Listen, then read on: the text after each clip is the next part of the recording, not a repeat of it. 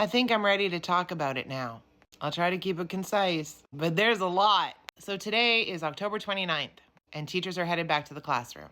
After 3 and a bit weeks of being on strike, they have been forced back by a government that doesn't give a shit about the rights of workers, of children, really anybody. So let's just make a few things clear. Teachers always wanted to be in the classroom. It's what they love and it's what they do. They care about children. And it's ironic that all these people that are saying to force teachers back to work are the same people that say that teachers are indoctrinating children. All these fucking alt-wrong people talk out of both sides of their face. I guess it depends on who's paying them. And I know there are a lot of parents and students that are conflicted. They want to send their kids back to school. The kids want to go back to school, but they're mad at this government. And that's okay. You can send your kids back to school and kids can go back to the classroom and still support the cause. But let's get into the hypocrisy of this fucking government. We support teachers and EAs. No, you don't. You let the EAs strike in minus 30-degree weather and you force teachers back to work. We're doing this because we care about children. No, you don't. You're sending children back to school in the same conditions that they left. You had Danny stand up doing some sort of weird math. There's X number of kids and X number of teachers. Well, really, classroom sizes are only like 20. But then you commit to getting 3,000 more teachers. So if it's not a problem, why are you getting 3,000 more teachers? Why are you committing to getting more EAs when you don't pay EAs fairly? Especially considering they're so necessary for classrooms. Let's address unions. Because again, in scrolling the social medias, the toxic Twitters, the bots have been busy. I would question anybody that doesn't believe in improving worker rights, improving workplace standards. It's weird. They also don't seem to understand the importance of unions and how unions aim to improve working conditions for all, because it doesn't just impact what their members get, it sets standards across the board. Employment standards wouldn't exist if it wasn't for unions, and benefits that unions get their workers translate to other people. But these doofuses, including a certain loudmouth Albertan grifter, don't think workers should have the ability to challenge their working conditions. What the fuck is wrong with you guys? I guess maybe you'd have to have a job to care about working conditions. And let's talk about misinformation, because I heard Nate Horner say multiple times, an offer that the ATA agreed to. Guess what? The ATA doesn't get to agree to an offer. If you have sat at the table and brought forward various ideas, and the people on the other side of the table keep saying no, at some point you go, okay, we'll take it back. That isn't agreeing to the offer. And it's the membership that decides whether they're going to accept it or not. Stop lying to people that don't understand how unions work.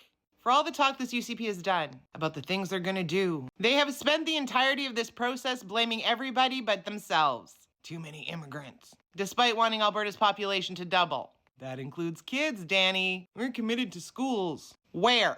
Shovel hasn't hit dirt. It's a lot of talk, but the only action seemed to be a notwithstanding clause. Let's just make it clear, this wasn't the point of a notwithstanding clause. This is a manipulation by the UCP government. And I'm warning you right now, if I get any comments with people saying, I didn't get to go pray or get pancakes during COVID. It's not the same fucking thing. Quit playing victim. Go pet an ostrich. This government always had the intention of using the notwithstanding clause. They didn't come back to the table in the 3 weeks that the teachers were striking. They just kept saying no. That isn't bargaining in good faith. Because they knew, fuck them. We'll just impose our will and force them back to work. Which every Albertan should be concerned about. Because even if you're sitting there going, yay, Danielle, the precedent that this sets isn't just for public sector unions. I mean, there are a lot of other types of unions too. But it means that this government is just going to use whatever they can to not have to put in the work, to impose their will. That should fucking terrify everybody. This government doesn't care about the charter and the charter right of workers to withdraw their labor. Because the whole point of withdrawing your labor is to make it inconvenient. And for the most part, people withdrawing their labor do it for a lot of reasons. If you're a teacher or a healthcare worker, you don't just do it for you. You do it to improve the working conditions and environment so that the people receiving your service also have better standards. But all the mouthpieces don't understand that. Or maybe they do and they're just misleading people. So people, stop listening to those who don't know what they're talking about. But the notwithstanding clause didn't just send teachers back to work. Who will go? Pushing down the fact that their rights have been trampled on by this government because they care about the kids. But it also imposed a contract on them and no further bargaining till 2028. And I know a lot of people who are currently in bargaining are going, what the fuck is the point of that? Why do we even bargain? There is always a point to bargaining. There is always a point to unions. But this government has set a precedent. Not only in the last 2 rounds have they mandated wages, which basically says we're not bargaining in good faith. We're taking away the right to bargain because we're imposing wages. But we'll let you pretend until we want to use the notwithstanding clause. They could have just used it to get the teachers back to work and continued the bargaining process. But they didn't want to do that because fuck rights. There were other things that they could have done. They chose not to. The teachers were ready to bargain over the summer. Tebow was not. And so I believe this was always the point. To set a precedent not only in Alberta, but across Canada, that if a provincial government doesn't like what's going on, instead of putting in the work, they'll just stomp on the rights of people.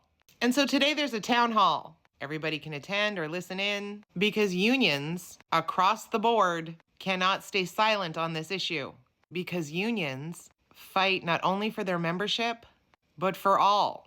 They believe in equality, equity, really for everyone.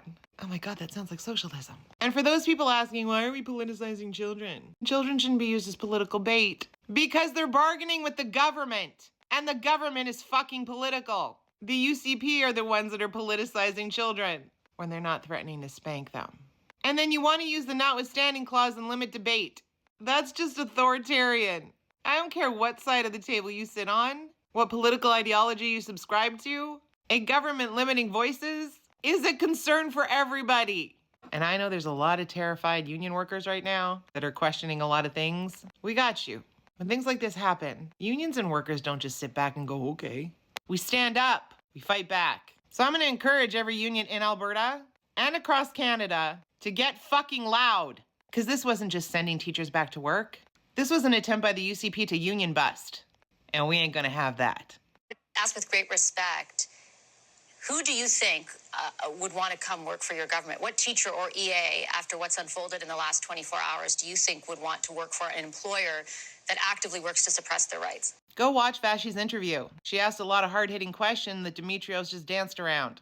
OPS. Recall Nicolaides. Recall all of them. Because as much as I dislike Danny, she's just a figurehead. They all sat there in silence, except when they were saying yay. Because they don't care about students or teachers. They actually don't even care about Albertans. Even the ones rah-rahing them. They care about power. And the people have the ability to take back the power. Fuck you, UCP. Fuck your notwithstanding clause. You've poked the hornet's nest. Bzzz.